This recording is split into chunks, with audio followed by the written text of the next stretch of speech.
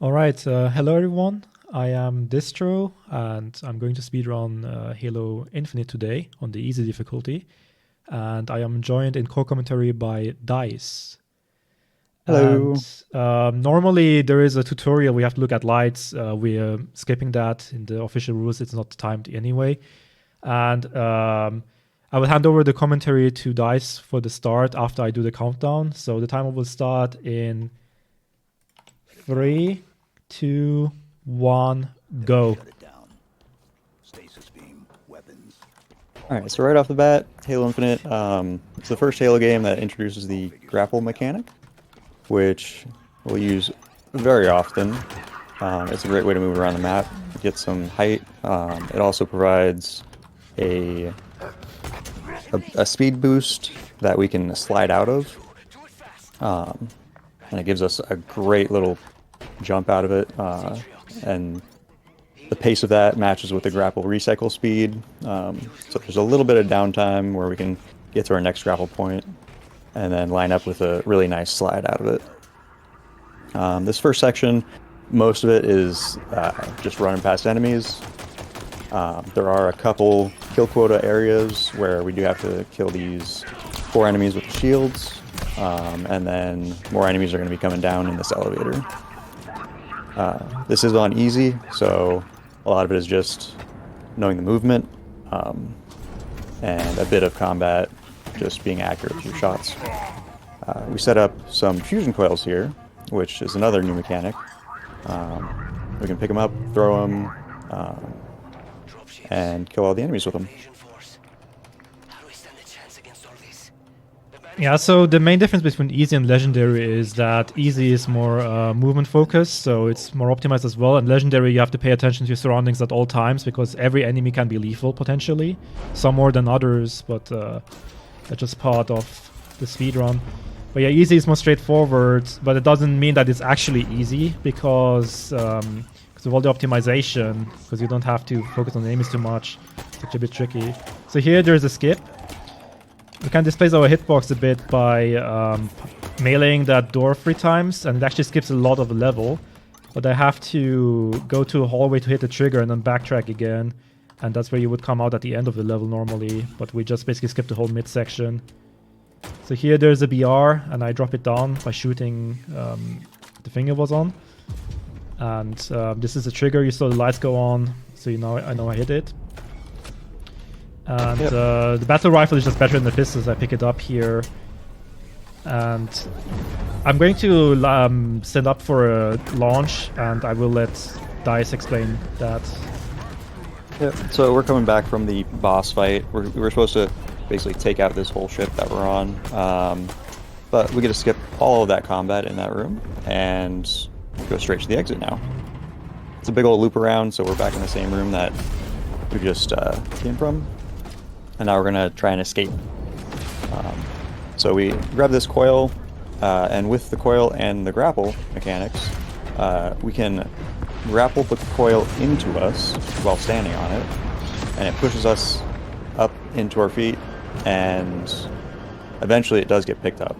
But it gives us insane vertical velocity, which we can redirect off of the top of the door frame and send us flying across the room. We're going to see another one of those soon.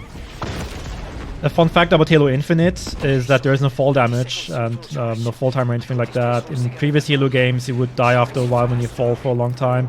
In Halo 5, there was no fall damage, and in Halo Infinite, also no fall damage. So there's a longer cutscene here, so if there are any messages to be read out, now is a good time. Alright, well I can absolutely bring in some messages for you. So, yes, for those who are tuning in, this is indeed the Marathon Alliance. This is SpeedCon's involvement with it. So, it consists... this event would definitely not be possible without any of its participants right here, including Distro, who's running Halo right now. So go ahead and leave a follow on all of their social media accounts.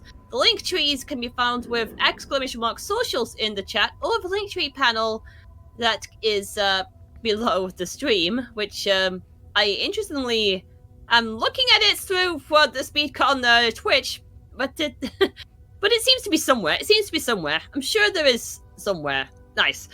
Okay. And furthermore, Project Hope is gaining some amazing coverage right here. So, as I mentioned at the start, at the top, Project Hope is a global health and humanitarian org that believes in the power of hope. They provide urgent care. They're providing urgent aid in Lebanon, Gaza, and Ukraine, responding to natural disasters worldwide, addressing the global mental health crisis, supporting mental health workers, and spreading health and hope across the world. 88% of Project Hope's expense resources are used for programs that help people in need, while 12% is used for administration and funding. So we've got an amazing cause that is going on and some amazing incentives, as previously mentioned, with the Splatter Matter costume and the Fire Emblem Engage file names. Remember, both of the leaders respectively are Human Boy and Blame Flowharp, but you can change that when you attach your donation to a bid. So, !donate in the chat. Okay, so this is the second level. It's called Foundation. For the beginning, there's a lot of movement tech happening. I just ignore the enemies and just take the path I need to take. I don't need to kill any of the enemies here. Just killing this one so it's easier to grapple up there without being blocked.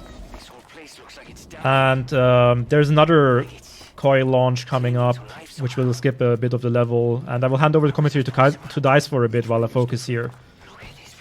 Yep, so most of this mission is just trying to get to the end fight, which will introduce the first boss fight. But for now, we just have to go up, which we would normally take a grav lift, sort of an elevator, that's further down this hallway, but we can make our own elevator by just grappling a coil into us. That was a really nice launch. Same with this next upcoming room. We're just going to be running past everything. There's some precise grapples here where we just have to time them right to get over the gap properly. Ooh, and a nice chain slide too. That's where you slide with the grapple speed and then immediately sprint and crouch again to get another slide in, and it carries that speed. Normally the slide's like half the speed of a grapple, but if you do it just right, you can carry all that speed. There's actually a point here where you cannot grapple anymore. That's why my pathing was slightly weird, and I jumped to get more distance. But I basically slid into the cutscene. And we have a longer gondola ride here. If there's any more messages, I would say now is a good time as well. Oh, I definitely have a donation to read for sure. We have a 10-euro donation from Germensch saying, you know, where we come from, out of bounds equals winning time. That's why we cannot wrap our head around the fact that going out of bounds in Titanfall 2 means that the runner will lose time. We want to see proof of it or we won't believe it. You know, the speedrun equivalent of pics or it didn't happen, winking face. Oh, and by the by, 800 euro donations this evening. Let's make this happen, everybody. Greetings, Team Germensch. Yes, let's go for it. That's going to be so fun. Yes, I did mention a lot of incentives earlier, but that one, as implied, went towards the out-of-bounds route in Titanfall 2. So that is going to also happen for the Summer Festies block this evening. So you know exactly where to end up going for that one, ! Donate to attach to an incentive. And who knows, maybe we could see more of a war happening with that one as well. Alright, so now there's a lot of movement again. I just try to grapple my way through as quickly as possible. I can still ignore the enemies for now. They don't really matter. They just block you sometimes, but that was some pretty good RNG here, so good luck. And I do... Oh, I actually got my grapple cancelled there. I'm gonna revert. That sometimes happens if my angle is off. Let's try that again. Yeah, Halo Infinite has some buggy moments because we're playing on a down patch. Not all the bugs have been fixed.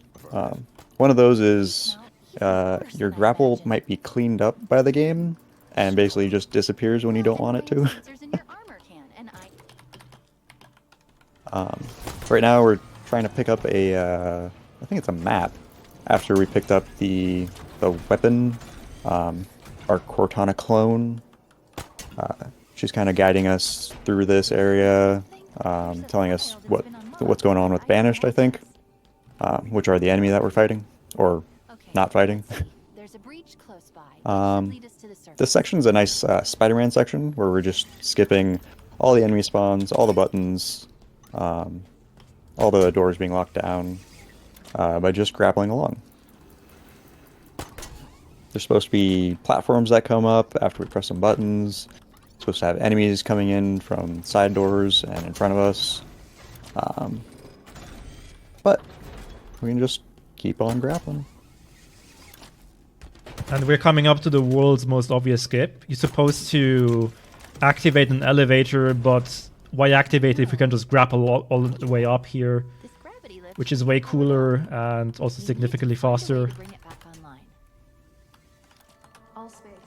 Yeah, it's supposed to introduce the power seed mechanic to you. So you're supposed to turn on this elevator by go grab something and put it in a power slot. But we're gonna do that a bit later at the boss fight instead. Now we have a small cutscene, and after that we have a longer clear coming up. So this is actually one of the places where I have to kill the enemies, and pretty much all of them have to die. I have to activate, I think it's an elevator, right? I have to like power it up, and then after that I can press a button after every enemy is dead. So I'll do something between while I go for the energy powering up, quest, I guess. I will also try to clean up as many enemies as I can, and then at the end I'll just have to clean up the rest. We're here. That elevator should take us to the surface. There's another section where coils are everywhere, and the game definitely wants you to use them. Of course, on easy, it is pretty simple to just headshot all the enemies. Both of our weapons right now are headshot weapons. That means if we get a single bullet on the head, then the enemy just dies. A little tricky with the jackals because they like to hide behind their shields. But the battle rifle is very good at kind of stunning them and having their cover go off to the side. So that's the power seed that Distro just picked up, and he's going to put it in the slot. And now he can activate the elevator, but of course he has to kill all the enemies first. The grapple is also pretty good at knocking away the jackal shields. And when you use it like that, it doesn't have a cooldown either. So it's basically like free ammo instead of using another BR burst. Those are some really unfortunate spawns. Yeah, okay. They are not cooperating with you. We need to call down the elevator. Ooh.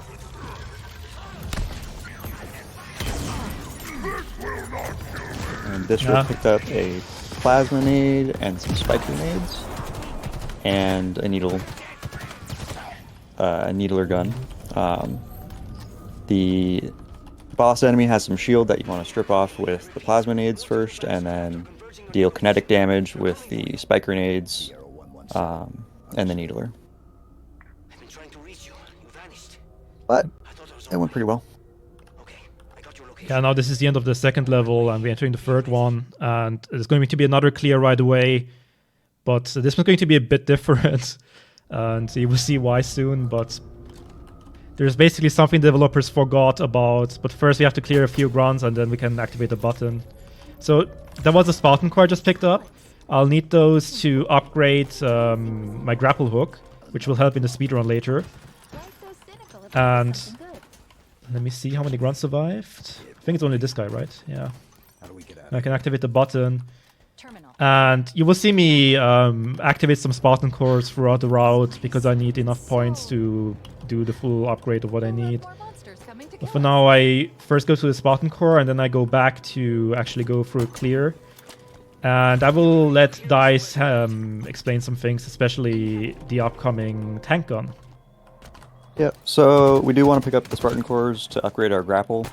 It increases the cooldown, it gives the grapple a stun effect when you grapple enemies, and then it also has a ground pound mechanic, or a strike mechanic, where if you hit melee while you're grappling, then it pulls you rapidly towards it and does a melee kind of effect. But for now, we only got a couple of those, and we're going to wait to upgrade a bit later because it saves time. And right now we're going up to an Easter egg that has a tank gun attached to it, which we can just pick up and use like a normal weapon. There are some little bugs about it because you're not supposed to pick it up, but it's basically infinite ammo. Takes a little bit to reload between shots. You have to jump while using it because it kind of comes out of your legs / feet. So if you're just standing on the ground or looking down a bit, it ends up hitting the ground. So it looks a bit funny. But it is incredibly strong. It's really fun to use because you still have to think about where to place your shots to get the most enemies grouped up and cleared quick. And then you're also thinking about switching to the BR to clean up any straggler enemies. Yeah, I also just skipped the cutscene by quitting out to the menu and resuming, because there was a long cutscene when you push that button. And you would see the first set of upgrades. Basically, this gives me the fast grapple, so the cooldown time is, I think, half now. I think every 3 seconds I can grapple now, if I'm not mistaken. I'm not actually sure about the duration. But this is nice because I can just quickly, basically Spider-Man my way through everything, which is kind of nice. It's fun. We're close to the UNS. So here, we're getting to the, I would say, spicy part of the any percent route soon. But first there's an RNG part, and there's a random ghost spawn, and I didn't spawn now, which is a shame. I lose a bit of time, but while I make my way over to set up a trick, I will hand over to the dice again to explain launch warping. Yep, so this is the open world section of the game. And it has a very interesting mechanic that's available to us. We can get into a vehicle while meleeing towards an enemy, and that puts our character in a special state where we're not technically our character. And if we get into the vehicle in that state, then our distance from the center of the map to the vehicle is doubled, while the vehicle remains in the spot that it's supposed to be in. And we can use that double distance to basically travel across the map and touch triggers. That's like all the way somewhere else in the open world. And if we position the vehicle in certain directions or tilts, we can use that orientation to basically choose where we want to go. So this first lunge warp, we're going from the Ransom Keep to Horn of Abolition, which is much further north. And we're going to do another lunge warp to go further east after getting another core. And this is going to put us basically at the third to last mission of the game. We've skipped, I think, eight missions out of the entire full game run. 9 even. 9? Okay, yeah. A lot of missions. It's basically half the game.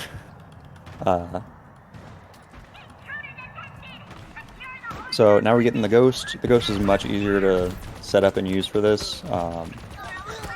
But we do still have to get cooperative enemies. There's one Jackal over here that is very nice, as long as he's not too far away. I hope this will work.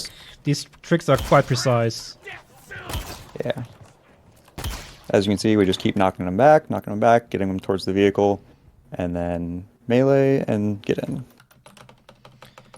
This puts us... Nice. This puts us at the road, which is a really fun mission. There's a bit of time save here if you want to go for a third lunge warp, which is the most precise lunge warp. It's the smallest trigger cube volume to hit. The first two were like massive structures that we can save and quit to hit. This one is a little harder. There is a possible save and quit scenario, which is a little bit easier to hit. But this area is the worst because there are so many enemies that you have to avoid. You have to be worried about grenades, rockets, wraiths. and you have to keep alive the cooperative enemies. Alright, let's line this up.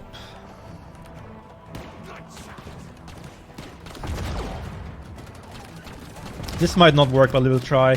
I tried only once because this trick is super random. Have to be careful. Yeah, the Jackal moved my ghost. I'm gonna reposition here. This could maybe work. Let's see. Let me get rid of that guy first because he's really annoying. I need a Jackal, a blue shielded one. Here we go. One more, and then let's try it. I might have got it. Let's see.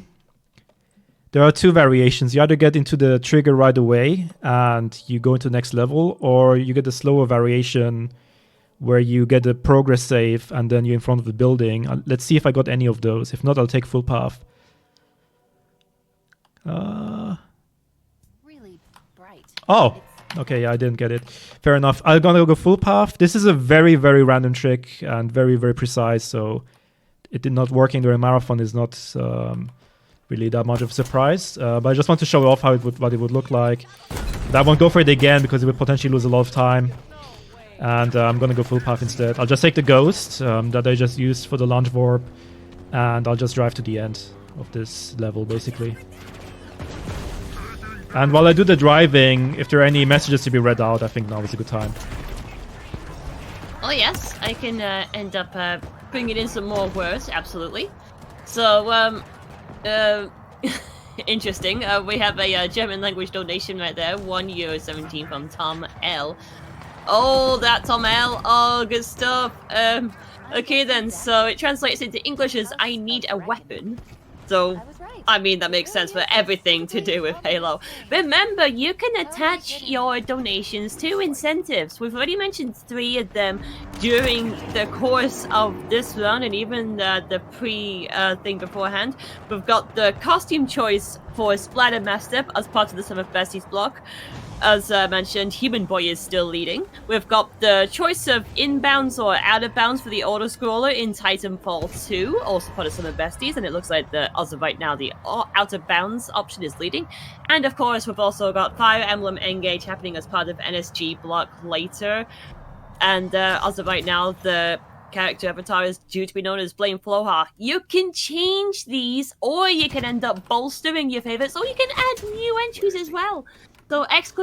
Donate in the chat for those. So we're on to the next mission. This is where Distro would end up if he hit the lunge warp just right. So that you can probably tell that saves about 45 seconds if done perfectly. It's a very competitive aspect, very RNG heavy aspect too of the world record run, which makes this category not as popular as the other categories. But we're on to second to last mission, and about 2/3 of the way through the game. Most of this mission is literally avoiding all of the wave fights. Unfortunately, we do have to be very careful with hitting all the necessary triggers to continue progress the mission. You can't just, run to the end. Whoop. And of course you have to be careful about not going too far out of the map, because we do just deload if you go out of bounds too far. That ends up causing us to revert, which unfortunately is not part of the base game, but we do have a nifty tool from one of our community members that allows us to use these checkpoints whenever we want. We can just revert instead of having to restart the mission entirely. There is a small chance I might softlock here. I'm not exactly sure. If I do have a backup save. Because I deloaded there, and sometimes the sirens kind of glitch out and you can softlock. Not exactly sure if this is the case where I'm going to softlock or not, but we'll find out somewhat soonish. There are 2 potential softlocks. The first one is if this boss doesn't spawn. But he did spawn, so that's good. And I just shoot him down with the tank gun. Then I wait for the mission objective to be completed. And then I can just go to the menu on back, and it puts me into the next building, which is a bit faster. And also, there's a second possible soft lock. That's if the button doesn't activate, and that's the one I'm worried about right now. If it doesn't, I'll just have to close the game and inject the backup checkpoint and then try again. But we'll see. Oops. Moment of truth. We need to get him out of that thing. Yeah, that is a soft lock. So I will have to restart the game. Give me a second. I'll do it quickly. Because otherwise I have to play it through the whole level again. I want to avoid that during a marathon. Yeah, it would be another couple minutes or so.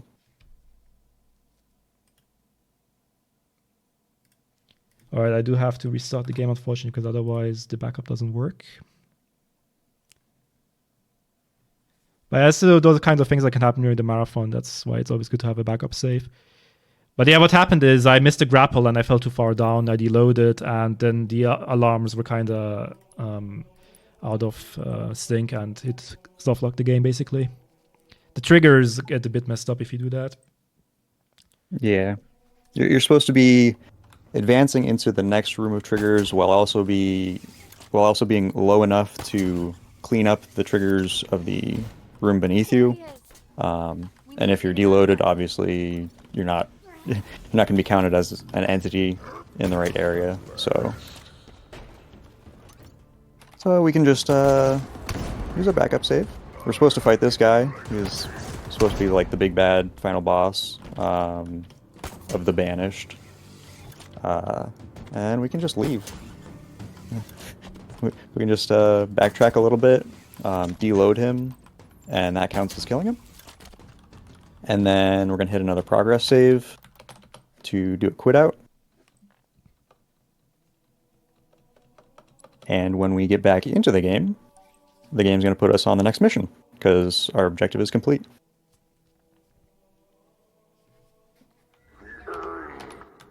Yeah, you would say yeah. it says Silent Auditorium, which is the last level. I'm just by restarting mission. We're in the last level now.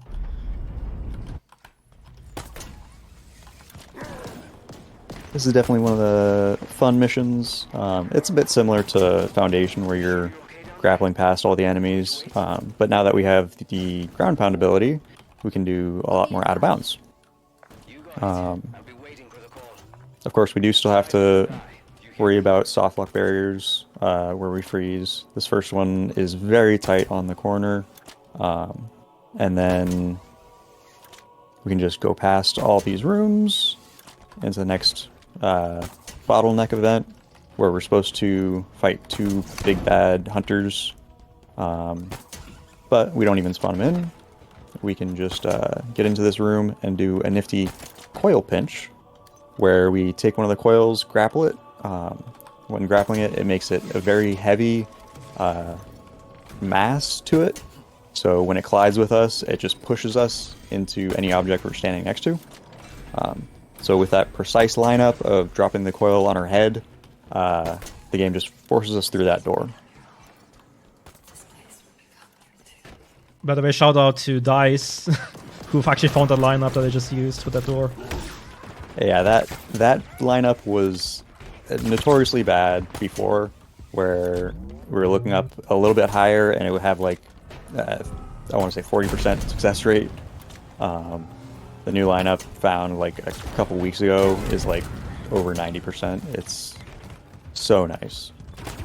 Especially this late into the run, a failed coil clip would be like a several second revert just to set it all up again, and that just, you know, feels so bad to kill a run to that. But this last mission is now overall pretty easy, pretty consistent. We're going to be doing more inbounds, more out of bounds. A lot of this is just because there's soft lock barriers that we can't quite go around. We could potentially get to the same location directly from out of bounds at the start if stuff loaded in properly, if the freeze barriers weren't as tight.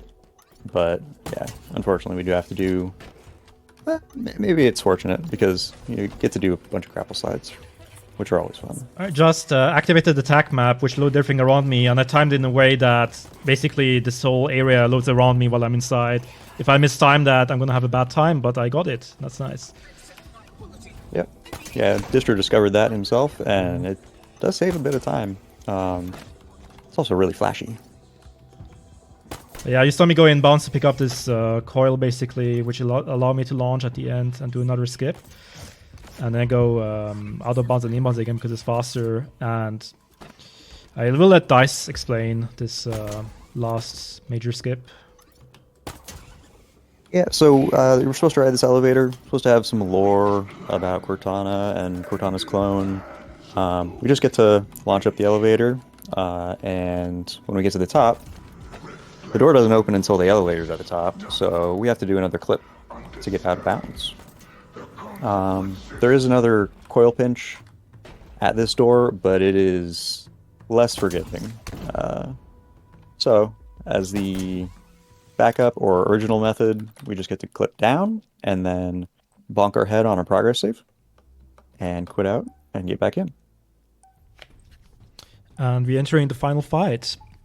The final fight is a bit interesting the way that the spawns are kind of randomish, but it turns out that they are not actually random because you can manipulate them with your positioning. So I will stand in very specific positions and I will know exactly which ways I will get if I don't mess it up anything. Yep, so the doors around this area open seemingly randomly, but it is determined based on your distance to nearest doors, furthest door. So the first round is like 2 of the closer doors, and then kind of a middle distance door.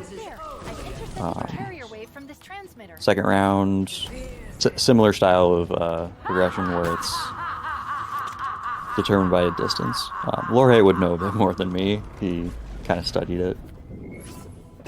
But basically, we found a good route, good places to stand, where we can just always be ready to pre-fire the spawns and hopefully get them all in one tank shot.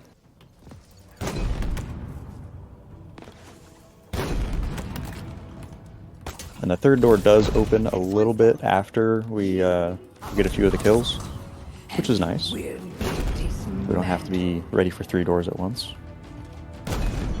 And then, of course, we have to fight the boss, the Harbinger. This is supposed to be a setup for DLC to continue the Halo story.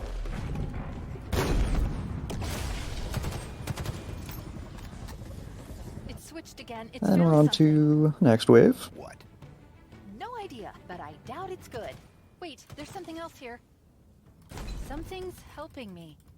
It's a pretty chill way to end a run. Get a little bit of breather time in between waves. There, last one's down. And time is coming up in 3, 2, 1, time. So that was Halo Infinite. Any percent easy. I'm going to skip through the cutscenes so I don't get annoyed by the music too much. So first of all, thank you to all the organizers of Marathon Alliance. It's a pretty cool event. Shout outs to the Halo Runs community and to my stream community. Also, huge thanks to DICE for the very helpful and great co-commentary. I appreciate that. And if there are anything else you want to say, DICE, now you can do that.